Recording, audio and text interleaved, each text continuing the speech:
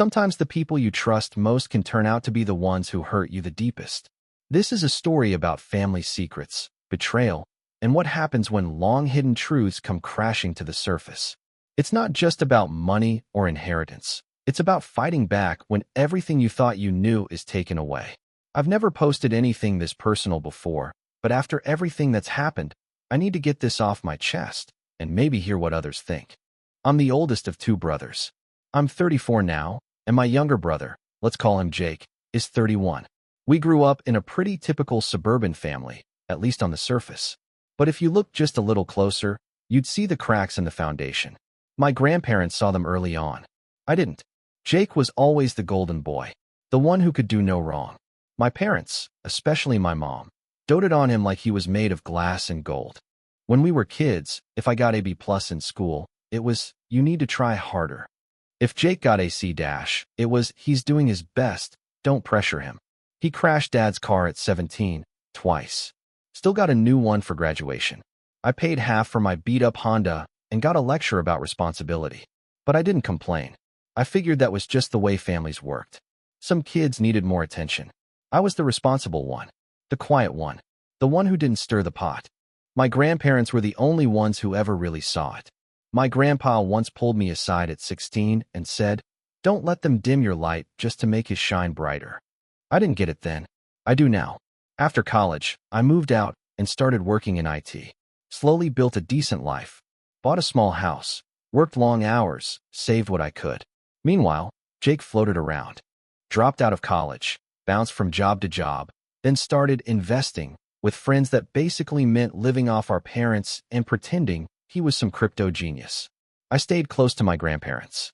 They were old school, worked hard all their lives, and actually listened when I talked. I used to visit them every Sunday. They were the kind of people who noticed when something fell off, and looking back, I think they sensed what was coming long before I did. Anyway, things started to change after Grandpa died.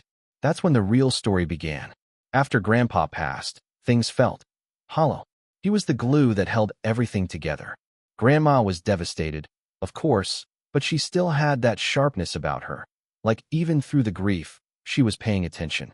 I didn't fully understand what that meant until months later. About 2 weeks after the funeral, my parents hosted a family dinner. It was supposed to be about honoring Grandpa's memory, but it quickly turned into them praising Jake's newest business idea. Something about flipping digital real estate. I couldn't even follow it. My mom kept saying, "Your grandfather would have been so proud of you, Jake." Meanwhile, I was sitting there with a stiff smile, thinking, the man literally told me not to trust this kid. A few days later, Grandma called me and asked if I could come by alone. When I got there, she was sitting in her favorite chair, clutching a manila folder like it was gold. She told me she wanted me to keep it safe. It was a copy of their will, signed and witnessed, clearly stating that I was to inherit the bulk of their estate, particularly Grandpa's house and the land it sat on. She explained it wasn't because she didn't love Jake, but because she knew I'd take care of things, and I had earned it through character. Her words, not mine. I didn't even want the money. I just wanted to do right by them. Fast forward 6 months. Grandma passed in her sleep. Quiet. Peaceful. And then, chaos. I showed up at the house the day after she passed to help sort things, only to find Jake already there, swaggering around like he owned the place. My parents were there too, cleaning out sentimental items from Grandma's bedroom. When I asked about the will, my dad gave me this weird look and said, there was no official will. She must have changed her mind before she died. I froze. I told him I had a copy. I watched his face go pale, then he chuckled and said, "A copy isn't legal, son." That's when the weight of it hit me. Somehow, the original will, the one stored in Grandma's safe, the one I knew existed, had disappeared. Jake had gotten there first. And suddenly, everything started to fall into place. The moment Dad said, "A copy isn't legal," I felt like the floor dropped out from under me. I didn't even argue. I just walked past them into Grandma's bedroom. I went straight to the old wooden wardrobe where the safe had always been, tucked behind her coats. And there it was, the safe. Door hanging open. Empty. Completely. Freaking. Empty. The thing about that safe is, Grandma never left it open. Not once. I remember, even as a kid, she'd let me watch her turn the dial with such precision, like opening a vault to Narnia. Birth certificates, savings bonds, passports, everything important went in there. But now, just a cold, hollow box. I walked back out into the living room where my parents and Jake were still standing, like they hadn't expected me to actually look. My voice was calm when I asked, "So when exactly was the safe opened?" Jake just smirked and said, "Dunno, man. Maybe she forgot to lock it?" I stared at him. "You expect me to believe that Grandma, the woman who triple-checked if the stove was off before bed, just forgot to lock her safe?" He shrugged. "People get forgetful." And that's when I knew. They'd taken it. Somehow, they'd gotten to her safe right after she passed, maybe even the same night. They knew the will existed. They knew it didn't favor Jake. So they made it disappear. And the worst part? They were all in on it. My entire family. I could feel my chest getting tight, but I held it in. I didn't yell. I didn't fight. I just left. As I got into my car, I felt this strange calm come over me. Not peace, but focus. That quiet kind of anger where you stop being shocked and start planning. Because if they wanted to play dirty, they had no idea who they were messing with. When I got home that night, I didn't sleep. I sat at my kitchen table with Grandma's manila folder in front of me, reading every word of the will over and over. It wasn't just emotional, this was legal. It was signed, dated, and witnessed. Sure, it wasn't the original, but it was a damn good start. The next morning, I made 2 phone calls. First, to my lawyer friend, Danielle. We went to college together. She's sharp, direct, and doesn't pull punches. I told her everything. She met me that afternoon and looked through the will. Her first words? "This is enforceable if we can prove fraud or destruction of the original." Second, I called a local locksmith. Not just any locksmith. One that had serviced Grandma's safe years ago when it jammed. Luckily, they kept service records. When I mentioned her name, he said, "Yeah, we just reset that combination last year. Same model, still sturdy." I asked if he'd been called out recently, maybe right after Grandma passed. "Nope," he said. "No service calls since that reset." So someone had opened that safe, without a locksmith, which meant someone in the family had the code. And that, my friends, was very interesting. Because Grandma told me once, only 2 people had that combination, her and Grandpa. And Grandpa was already gone. So how did Jake know it? I went back to Danielle with everything. The copy of the will, the locksmith records, the timeline. Her advice? File a petition to freeze the estate and request a discovery hearing. If they've tampered with anything, we'll get access to financial records, witness statements, the whole deal. That's when the lies started to unravel. Because just 2 days later, my mom called me in a panic. "I don't know what you think you're doing, but you're tearing this family apart." I calmly replied, "You should have thought about that before you let Jake rob Grandma's grave." Click. That was the last time she called me her son. And strangely, I didn't feel like hers anymore. Danielle filed the petition within 48 hours. We had enough to raise questions. The suspicious disappearance of the original will, the clear favoritism, and the fact that I was holding a legally sound, signed copy. Not to mention the locksmith's confirmation that no one had been called to open the safe after Grandma passed. Once the petition hit, things moved fast. Jake and my parents were served. I wish I could have seen their faces. A week later, I was at work when I got a string of back-to-back texts from my mom, then a missed call from my dad, then another. Then Jake called me. I didn't answer. Later that night, I got a message from a mutual cousin. "Dude, your brother had a full-on panic attack at the lawyer's office today. Thought he was going to faint. What the hell is going on?" I didn't reply, but I smiled. Not because I enjoy seeing anyone suffer, but because that was fear. Fear meant we had leverage. Fear meant the truth was rattling the walls of their little scheme. Meanwhile, Danielle started digging deeper. She subpoenaed bank records, estate documents, and made a formal request for statements from the new witnesses who my parents suddenly claimed Grandma had spoken to before her death. Turns out, they had whipped up a handwritten note, supposedly from Grandma, that said she wanted everything to go to Jake to support his business dreams. It wasn't even notarized. They dated it 2 days after she'd gone into the hospital for the last time. Danielle's exact words? "If this is their idea of a defense, they're screwed." And that's when the heat really turned up. Because my parents tried to call a family meeting to work things out privately. They didn't want to talk before. But now that legal documents were flying and Jake's scam empire was cracking under pressure, suddenly they were all about family. I agreed to meet. But I wasn't coming to talk. I was coming to set the stage for something much, much bigger. They asked me to come to my parents' house on a Sunday evening. "Let's just talk this out like a family," my mom said over the phone, her voice suddenly soft and sugary, like the last few months hadn't happened. Like I hadn't been betrayed, lied to, and robbed. I showed up on time. Alone. Jake was already there, lounging on the couch like a frat bro in a Netflix docuseries. My parents sat at the dining table, looking more exhausted than angry, but the moment I walked in, I could feel the tension. The kind that hums under your skin. My dad started. "We just want to clear the air before lawyers start tearing this family apart." I let him finish, then looked him straight in the eye and said, "Lawyers didn't tear this family apart. You did.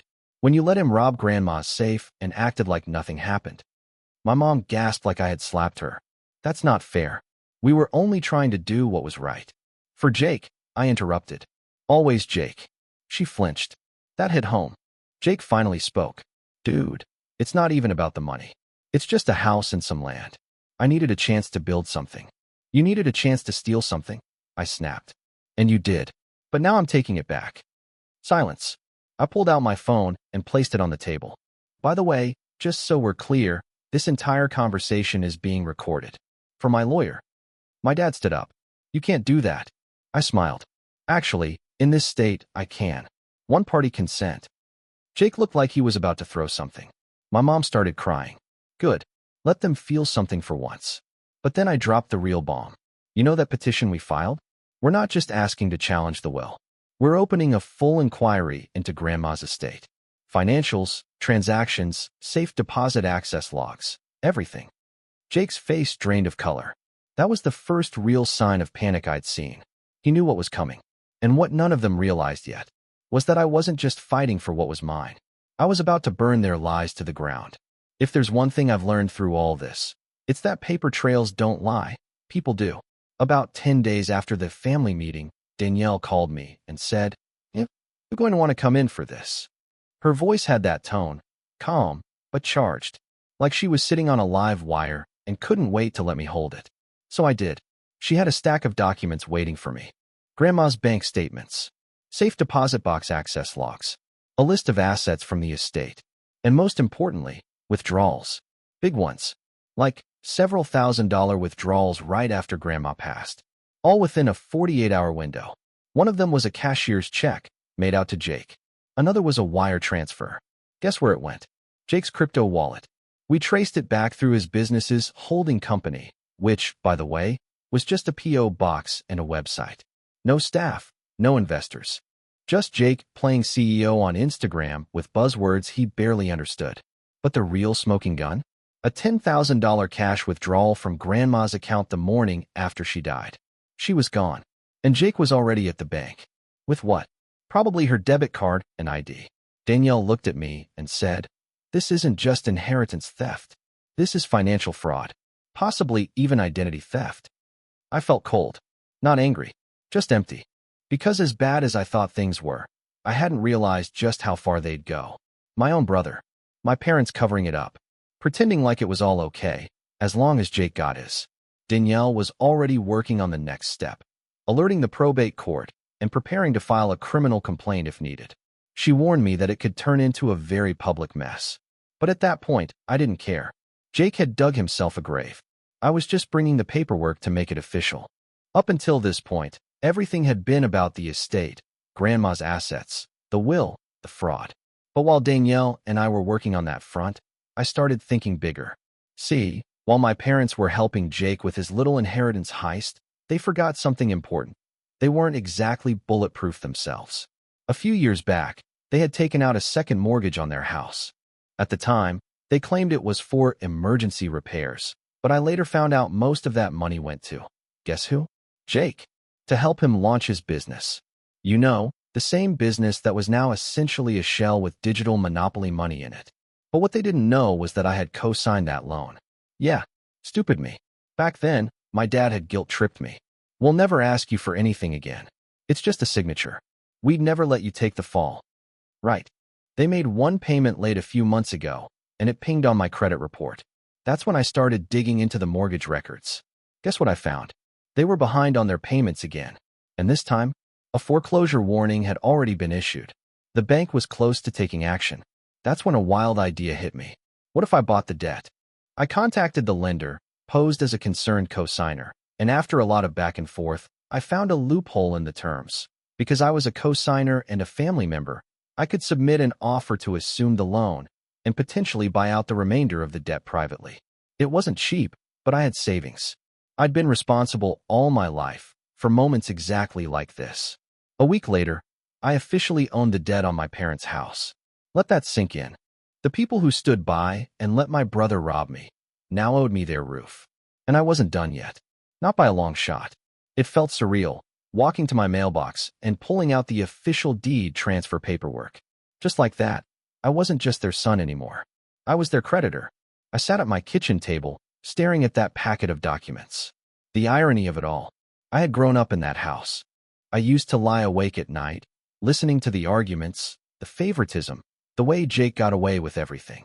Now I owned it. Legally, I had every right to reclaim the property. And emotionally, yeah, I was there. Way past there. So I did something I never thought I'd do. I typed up an eviction notice. It was professional, legally sound, and cold as hell. I didn't add any insults or passive-aggressive notes. Just facts. 60-day notice to vacate. Terms of repayment. Options to appeal. Through me, of course. And a little postscript at the bottom. Business is business. I mailed it certified, then followed it up with a copy hand-delivered to the house. Jake was the one who opened the door when I dropped it off. He looked like hell, pale, messy, jittery. "What is this?" he asked, ripping open the envelope like it was a birthday card. He read the first few lines, and his face dropped. "You're kicking them out?" "No," I said calmly. "The bank was. I saved the house. I'm just reclaiming what's mine." He stared at me, mouth open, breathing heavy. "You can't do this." I leaned in a little. "You stole our grandparents' legacy, lied about the will, drained Grandma's account, and got our parents to cover it up. Tell me, what exactly can I do?" He didn't answer. He just slammed the door. 2 days later, my mom left me a voicemail sobbing. "I can't believe you would do this to us. We're your parents." I didn't call back. I just forwarded it to Danielle and said, "Save this too." Because if they wanted to play dirty, I had just gone nuclear. Once the eviction notice was served, everything exploded, like throwing a match into a dry forest. Jake started panicking, making calls to friends, and trying to dig up dirt on me. Rumors spread fast in our small town. Suddenly, neighbors who used to smile at me turned cold. My parents launched a social media campaign painting me as the heartless son who's ruining his family. It hurt, more than I thought it would, but I kept my head down. Danielle handled the legal storm, while I collected proof, screenshots of my parents' posts, messages from friends warning me about the smear campaign, even calls from Jake threatening to sue. The real kicker? Grandma's old friends started coming forward, sharing stories about how Grandma wanted me to have the estate. One neighbor even dug out a letter Grandma had written years ago, praising me for my responsibility. That letter? I filed it with the court. Suddenly, public opinion started shifting. My parents were on the defensive, and Jake was barely holding on to his crumbling business empire. His creditors came knocking, his partners vanished, and his confidence shattered. One night, my phone rang. It was Jake. His voice was low and broken. "Look, I'm sorry. I messed up. Can we talk?" I didn't answer. Because forgiveness wasn't on the table. Not yet. After the dust started settling, I realized something important. This wasn't just about money or property anymore. It was about respect, about dignity, about standing up for myself when everyone else, family included, looked the other way. I stopped answering my parents' calls, blocked Jake everywhere, deleted their contacts. I didn't want to hear their apologies or excuses. I didn't want to pretend that things could go back to the way they were. I decided to move out of my old apartment and into a place of my own, a fresh start. It was scary at first, but liberating. No more whispers behind my back. No more feeling like the forgotten son. A few months later, I met up with Grandma's closest friend, Mrs. Harper. She gave me a box of old letters and photos, things my grandparents had kept safe all those years. It was like finding pieces of a life I'd been shut out of. And you know what? For the first time in a long time, I felt peace. Jake and my parents? They're still tangled up in their own mess. I don't wish them ill, but I also don't plan to invite them back into my life. Some family wounds don't heal, and sometimes Walking away is the strongest thing you can do. Just when I thought the battle was mostly over, an unexpected message popped up in my inbox one afternoon. It was from my cousin, Emma, the quiet one who always stayed in the background during family gatherings. She'd been watching everything unfold from the sidelines and finally decided to speak up. Emma sent me a detailed account of things she'd witnessed over the years. How my parents always favored Jake, how they'd hidden the truth about the inheritance from me, and how she'd tried to warn me but was too scared to get involved. What really shocked me was the evidence she attached. Photos of secret meetings between my parents and Jake, bank statements she'd discreetly saved, even copies of texts where they discussed handling the will quietly. She said she wanted to help me set things right, but only if I was ready to expose the whole truth and stand my ground. I wasn't sure at first. After everything, trusting family seemed impossible. But Emma's support gave me a new kind of strength, the knowledge that I wasn't completely alone. Together, we started building a case even stronger than before. With her help, Danielle and I began preparing for the next phase, bringing my parents' full role in the deception to light. Sometimes, the people you least expect become your greatest allies. The day of the hearing arrived with more tension than I'd ever experienced. Walking into that courtroom felt like stepping into a battlefield, but this time, I wasn't the kid who got overlooked. I was ready. Emma sat beside me, clutching her folder of evidence. Danielle was calm and collected, clearly in control. The judge called the case, and we went through everything. The will copy, the forged note, the bank withdrawals, the safe tampering, and finally Emma's testimony. She was brave, answering every question with honesty and clarity, confirming what I had only suspected. My parents had conspired with Jake to steal from Grandma's estate. My parents tried to deny it, but the paper trail was relentless. The judge asked some pointed questions that left them stumbling. Jake's face went pale when the judge asked about the morning after cash withdrawal. You could see the guilt in his eyes. By the end of the hearing, the judge ruled in my favor, declaring the original will valid and ordering Jake and my parents to return the estate. Plus, there was a recommendation for further criminal investigation into the financial fraud. Walking out of that courtroom, I felt lighter, like a huge weight had finally been lifted. Justice wasn't perfect, but it was enough. After the court ruling, life didn't magically fix itself overnight. My parents and Jake faced the consequences, legal investigations, lost credibility, and fractured relationships. But for me, it was more than just winning a case. I finally had the house Grandpa and Grandma left behind. It was filled with memories, some bitter, some sweet. I moved in slowly, fixing it up the way they would have wanted. Every corner reminded me of lessons learned, about family, trust, and standing up for myself. The hardest part? Accepting that some family bonds can't be mended. I had to grieve not just my grandparents, but the family I thought I had. I realized that love isn't always enough when trust is broken. But with that pain came freedom. I started rebuilding my life on my terms. New routines, new friends, and most importantly, new boundaries. I learned to protect my peace without guilt. It's been a long road, but looking back now, I'm proud I fought for what was right. And I hope anyone going through something similar knows, you deserve to be seen and heard. Sometimes, the hardest battles lead to the strongest victories.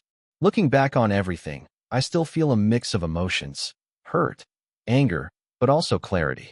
What I went through with Jake and my parents was painful, but it taught me some hard truths about family and myself. First, favoritism can destroy bonds faster than any argument.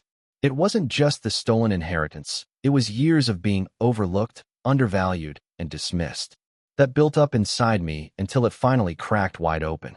Second, sometimes family won't protect you. Sometimes you have to protect yourself. And that's okay. It doesn't make you disloyal, it makes you wise. Most importantly, revenge doesn't have to be about destruction. It can be about reclaiming your power and dignity. I didn't want to ruin my brother or my parents. I wanted justice. I wanted truth. And, in the end, I found peace. If there's one thing I want others to take from my story, it's this. Don't settle for being the forgotten one. Stand up for your worth, even if it means standing alone. Because at the end of the day, your peace and self-respect are worth fighting for. Thanks for reading. If you've dealt with something similar, I'm here to listen.